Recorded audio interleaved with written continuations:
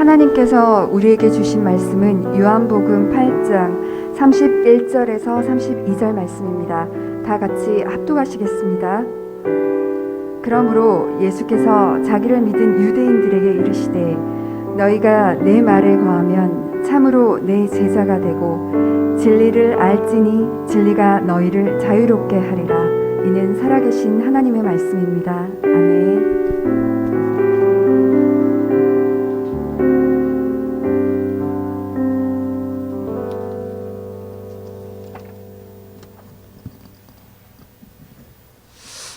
할렐루야.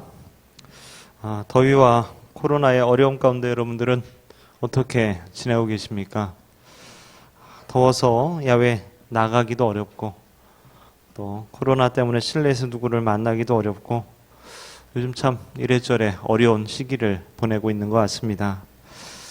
죽음의 수용소에서라는 책을 쓴 빅터 프랭클은 사상가이자 정신의학자인데 실제로 아우슈비츠 강제 수용소에서 살아남아서 이제 이 책을 쓰게 되죠.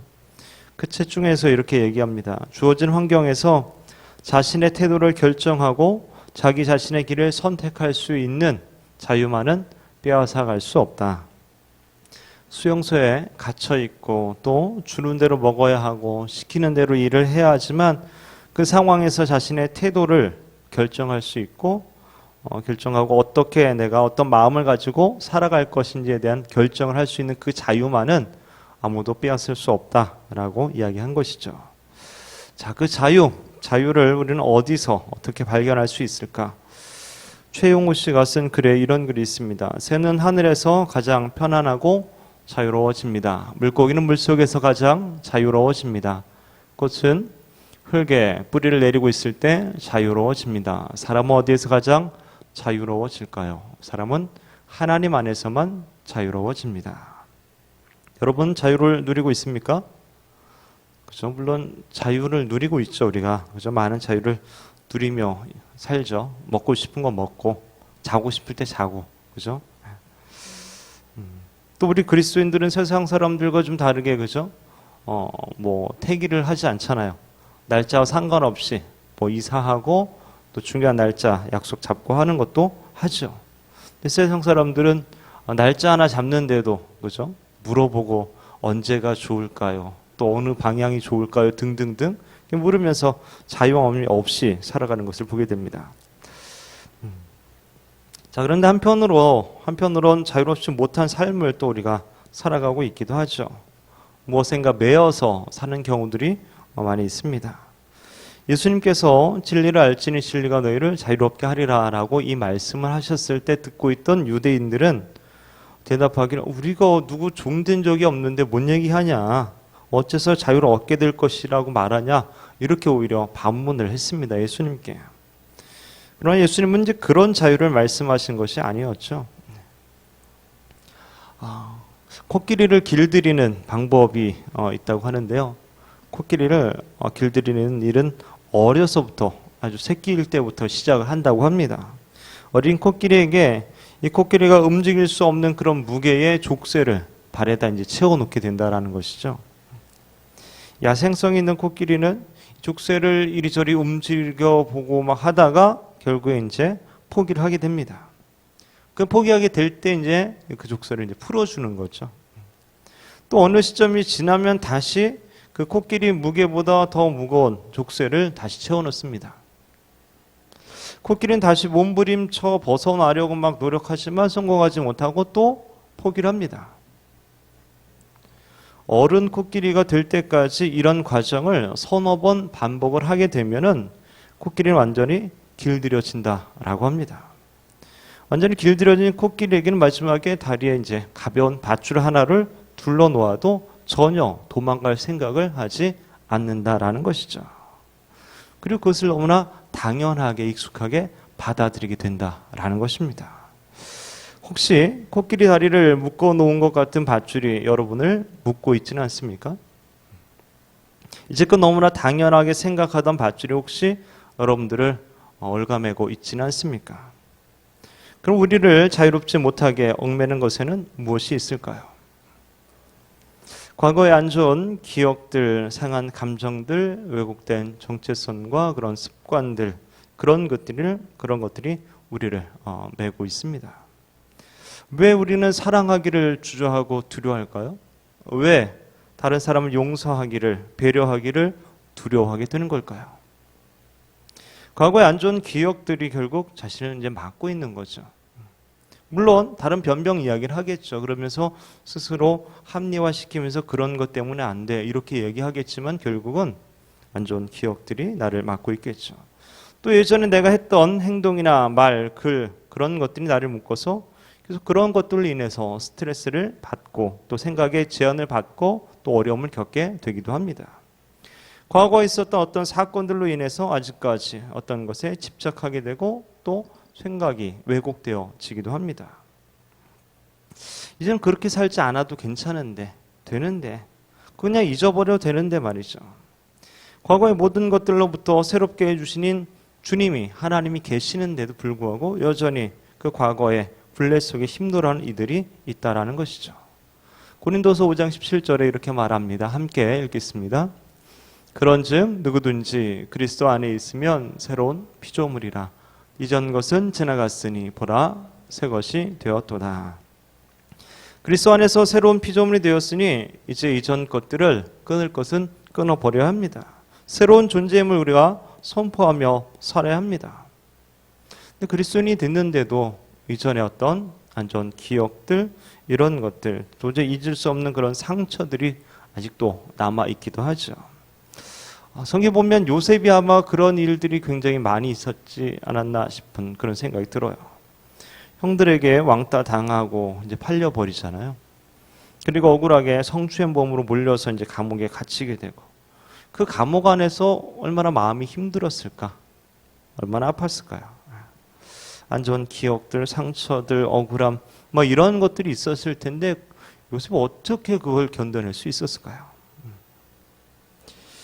아마 그죠 우리 성경을 통해서 이제 보게 될 때에 그 속에서도 그 감옥 안에서도 요셉은 하나님의 선하심을 바라보고 하나님의 인도하심을 바라보게 되는 것이죠. 하나님의 훈련이고 하나님의 계획을 이루는 그 과정에 있음을 이제 깨닫게 되는 것이죠.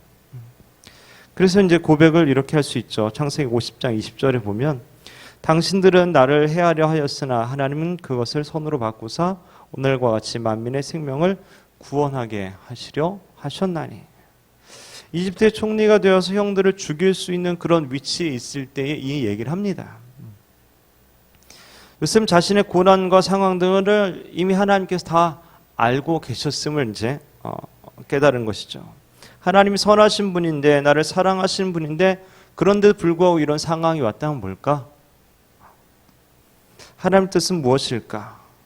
그러면서 하나님의 마음을 깨닫게 되는 거예요. 만민을 구원하게 하려고 나를 이쪽으로 보내고 이런 고통과 어려운 과정 가운데에 이집트의 총리로 세우게 하셨구나라는 것을 알게 된 것이죠. 즉 우리가 과거의 아픔과 상처, 고난에 매여서 자유함을 누리지 못하고 있다면 그 과거 속에, 그 아픔 속에, 그 고난 속에 여전히 하나님이 함께 계셨음을 우리가 인정할 수 있어야 합니다. 그때 나 혼자 있는 것이 아니라 여전히 그 가운데 하나님이 함께 계셨다라는 사실을 인정할 수 있어야 합니다. 이미 나의 모든 것을 다 알고 계신 그 하나님을 우리가 인정해야 합니다. 그리고 그 상처 아픔을 가지고 주님께 나아가 보고 주님께 맡겨드리고 주님께 얘기할 때 주님이 아마 이렇게 얘기하실 겁니다. 내가 이미 다 안다. 내가 다 알고 있단다. 그때 내가 너와 함께 하고 있었단다. 우리 잘 아는 예화 있죠. 모래 위에 발자국이라는 예화. 언제 들어도 참 이렇게 한 번씩 들을 필요가 있는 것 같아요. 이거는 까먹거든요. 오늘 밤 어떤 사람이 꿈을 꾸었습니다. 주님과 함께 해변을 걷고 있는 그런 꿈이었죠. 그 모래 위에 난 두 사람의 발자국을 보았어요. 하나는 자기 것이고 하나는 주님의 발자국이었어요. 근데 어느 순간에 그 발자국이 한 사람의 발자국만 남아있게 된 것이죠. 그때가 언제인지 자기 인생을 돌아보니까 자기가 가장 힘들고 어렵고 고통스러운 그런 시기였던 거죠. 그러자 이제 섭섭한 마음이 좀 들은 거죠. 그래서 주님께 묻습니다. 주님, 제가 당신을 따르기로 했을 때 늘 저와 함께 하겠다고 약속하셨잖아요. 그런데 제가 당신을 가장 필요하라는 그 순간에 주님 어디 계셨습니까? 그래서 주님이 이렇게 말씀하시죠. 사랑하는 자녀야, 나는 너를 결코 버려둔 적이 없단다. 시련과 고통의 순간에 내가 보았던 그 발자국은 힘들어하던 너를 업고 걸었던 바로 내 발자국이란다. 예수님을 믿는 자녀들의 삶은 결코 혼자만의 여정이 아닙니다. 내 인생 여정을 돌아보면 항상 주님의 발자국이 함께 있었고 그분이 나를 품으시고 나를 안으시고 나를 업으시고 그렇게 가셨던 그 여정인 것이죠. 고통의 순간 주님은 그 누구보다도 우리와 가장 가까이 있다라는 사실을 우리가 생각할 수 있어야 합니다. 우리 아픔과 고통 가운데도 여전히 함께 하셨던 하나님을 인식하면서 그 고통과 아픔과 상처를 하나님의 시각으로 다시 바라볼 때에 그것은 다시 재해석될 수 있게 되는 거죠. 그 아팠던 과거와 그저 고통뿐이었던 상처들이 주님의 시각으로 볼 때에 그것이 재해석될 수 있다는 것이죠. 여러분 가운데 혹시 과거의 아픈 일들로 인해서 아직도 마음 편치 않고 괴롭다면 하나님의 시각으로 다시 한번 바라보시기 바랍니다. 그것을 통한 하나님의 훈련과 하나님의 선하심과 하나님의 인도하심을 바라보시기 바랍니다. 그렇다면 지금은 어떻습니까? 지금은 여러분들 어떤 것에 묶여 있습니까? 주님은 진리가 너희를 자유롭게 한다라고 했는데 그 자유를 여러분들 지금 누리고 계십니까? 지금도 불일 듯 일어난 어떤 욕망과 감정과 집착, 소유, 자아, 관계 등이 이런 것들 우리의 발목을 붙잡고 있는 것들이 많이 있지는 않습니까? 내가 무언가 이루려고 하는 그런 욕심들, 높아짐에 대한 어떤 관심들, 집착들, 더 많은 것들을 채우려고 하는 그런 마음들로 인해서 혹시 진정한 자유를 누리지 못하고 있지는 않습니까? 아니면 어떤 문제와 두려움 가운데 접해 있습니까? 누군가의 말 한마디 때문에 밤새 잠을 못 자고 힘들어하고 있지는 않습니까? 어떻게 될까요? 답은 그죠? 확실합니다. 문제와 두려움과 환경 등의 것을 보는 것이 아니라 하나님을 바라보는 것이죠. 주님을 바라보는 겁니다. 나의 모든 시선을 주님께 드릴 때에 그 전능하신 하나님의 역사하심 우리가 경험할 수 있게 되는 것이죠. 여러분 그 사울의 아들 요나단 다윗의 친구였잖아요. 기억납니까? 원래 요나단이 사울의 아버지 그 왕위를 물려받게 되는 거잖아요. 그래서 요나단의 아버지인 사울 왕은 이제 왕권을 이제 도전할 것 같은 다윗을 초기에 제거하려고 이제 그렇게 죽이려고 막 쫓아다니잖아요. 근데 요나단은 또 그런 마음이 아니었어요. 근데 생각해 보면은 요나단이 왕위에 대한 그런 욕심이 없었을까요? 어떻게 다윗을 죽이려고 하지 않고 다윗을 도망가도록 도와주고 보호해주고 이렇게 할 수 있었을까요? 만약 우리가 요나단의 입장이라면 어떻을까? 내가 당연히 뭐 진급이 돼야 되고 내가 당연히 선발돼야 되고 내가 당연히 합격해야 되는데 다른 사람이 되게 되었을 때 진정으로 축하해 줄 수 있을까요? 그 사람을 도와줄 수 있을까요? 참 쉬운 일은 아닌 것 같더라고요. 근데 어떻게 요나단은 아버지와 달리 다윗을 살리려고 했을까? 참 요나단의 어떤 신앙을 생각해 볼 수 있는 대목인 것 같아요. 요나단이 하나님을 바라보았기 때문이죠. 하나님의 뜻을 알았던 거죠. 하나님이 다윗을 선택하고 다윗을 세우기로 했던 그 마음을 요나단이 알았던 거죠. 하나님의 계획이 다윗에게 있다는 걸 알았기 때문에 그 뜻대로 순종하기 위해서 자기 모든 것을 내려놓고 그 가운데 자유할 수 있었던 것이죠. 우리가 말하는 진리는 무엇일까요? 진리, 성경에 말하는 진리. 하나님의 말씀이 진리이고 말씀이 육신이 되신 예수님이 진리이시죠. 그 하나님의 말씀 안에 그 하나님의 뜻 안에 있을 때에 우리가 진정한 자유함을 누릴 수 있게 되는 것이죠. 자, 그렇다면 우리의 미래는 어떻습니까? 인간은 알지 못하는 것에 대한 두려움이 있죠. 그래서 미래를 생각할 때 뭔가 두렵고 염려되고 걱정되고 뭔가 불안해지고 그렇습니다. 그럼 어떡하지만 하면서 거기에 묶여버리기도 하죠. 대부분의 사람들이 미래에 뭔가 걱정 없이 살기 위해서 그렇게 나를 걱정 없이 살게 해줄 만한 것이 뭘까 생각해서 역시 돈이야. 이렇게 해가지고 이제 어떻게 돈을 벌까? 그래서 주식도 하고 뭐 코인도 하고 금도 하고 부동산도 하고 뭐 등등등등 뭐 그런 거 아닙니까? 사무엘상 28장에 보면 사울왕이 블레셋과의 전쟁을 앞두고 엔돌에 있는 무당을 찾아갑니다. 무당을 찾아가요. 원래 사울왕이 왕이 되면서 무당을 다 쫓아버렸거든요. 다 없애버렸어요. 다 몰아냈던 사람인데 그랬던 그가 무당을 찾아갔다라는 것은 그가 얼마나 두려워했는가를 생각해 볼 수 있는 대목입니다. 무당을 찾아가서 죽은 사무엘의 영이라고 하는 귀신을 불러내서 전쟁에 대해서 묻게 됩니다. 왜 그랬을까요? 미래에 대한 두려움이 있었어요. 전쟁을 앞두고 어떻게 될지가 너무나 두려웠던 것이죠. 이러한 두려움 때문에 사울왕뿐만 아니라 많은 그리스도인들이라고 하는 사람들이 미래에 대해서 알고 싶어하고 때로 어떤 경우 점집을 찾기도 하고 이렇다고 합니다. 이 두려움이라는 것은 우리를 자유하지 못하게 만드는 것이죠. 그래서 이런 부분에 있어서도 우리가 잘 파악하고 분별할 수 있어야 합니다. 내가 지금 두려워하는 그것이 무엇인가 찾아볼 수 있어야 돼요. 그것은 하나님 주신 것이 아니죠. 하나님 우리에게 두려움을 주시는 분이 아니잖아요. 디모데후서 1장 7절 함께 읽겠습니다. 하나님이 우리에게 주신 것은 두려워하는 마음이 아니요 오직 능력과 사랑과 근신하는 마음이니. 하나님 우리가 두려워하기보다는 뭔가 지혜롭고 담대하며 때론 절제하며 사랑과 기쁨으로 살아가기를 원하십니다. 두려움을 우리가 물리칠 수 있어야 합니다. 두려워해야 할 분은 오직 하나님 한 분밖에 없죠. 한 분만 두려우면 돼요. 그리고 그 두려움은 뭐 어떤 무서워서 두려워하는 것이 아니라 경외하는 마음, 사랑으로 두려워하는 그런 마음을 갖게 되는 것이죠. 하나님 우리에게 인생을 주신 분이고 우리 인생을 주관하시는 분이십니다. 성경에 보면 하나님을 토기장이로 비유하는 경우들이 있어요. 토기장이가 무엇을 만들 때 대충 아무거나 막 만들겠습니까? 아무 생각 없이 만들까요? 계획 없이 만들까요? 그렇지 않습니다.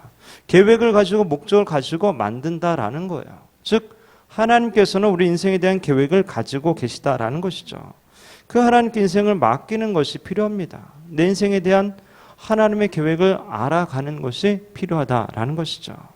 그럴 때 미래에 대한 두려움이 아니라 오히려 기대감이 생길 수 있다는 것이죠. 내가 어떻게 하면 멋지게 쓰임받을 수 있을까 하는 기대감을 갖게 된다는 것이죠. 결국 두려움이나 어떤 것에 묶인다는 것은 하나님을 내가 온전히 신뢰하고 있지 못하다라는 그런 증거이기도 합니다. 하나님은 우리의 과거, 현재, 미래를 아시는 분이십니다. 어떤 작은 물체가 있다면 내가 한눈에 그것을 다 볼 수 있는 것처럼 하나님께서는 우리의 과거, 현재, 미래를 한눈에 다 보고 계시는 분이십니다. 불꽃 같은 눈동자로 우리를 지켜보고 계시고 불기둥과 구름기둥으로 선하게 인도해 주십니다. 이러한 믿음을 가질 때, 그 하나님에 대한 온전한 신뢰를 가질 때에 우리의 미래에 대한 두려움으로부터 우리는 자유함을 누릴 수 있게 되는 것이죠. 사랑하는 젊은 예수꾼 여러분, 오늘 말씀을 현대어 성경으로 보면 이렇게 되어 있습니다. 예수께서 자신을 믿는 유대 사람들에게 말씀하셨다. 너희가 내 가르침을 따라 산다면 너희는 참된 내 제자가 될 수 있다. 그러면 진리를 알게 될 것이고 진리가 너희를 자유롭게 할 것이다. 결국 주님의 말씀에 따라 살아가는 참된 제자가 되어야지 진리를 알 수 있게 되고 그 진리가 우리를 자유케 한다라는 것이죠. 우리가 진리의 말씀 안에서 하나님 알고 믿고 따라 살아가게 될 때에 참 자유를 누리며 살 수 있다라는 것이죠. 바라기는 내가 무엇에 묶여 있지는 않은지, 또 내가 무엇을 두려워하고 있지는 않는지, 그리고 자유가 어디에서 주어지는지 확실하게 깨달으시기 바랍니다. 그래 오직 하나님의 말씀을 믿음으로 순종하여 살아가면서 하나님 주시는 자유와 평안함을 누리는 저와 여러분 되시기를 주님의 이름으로 축원합니다.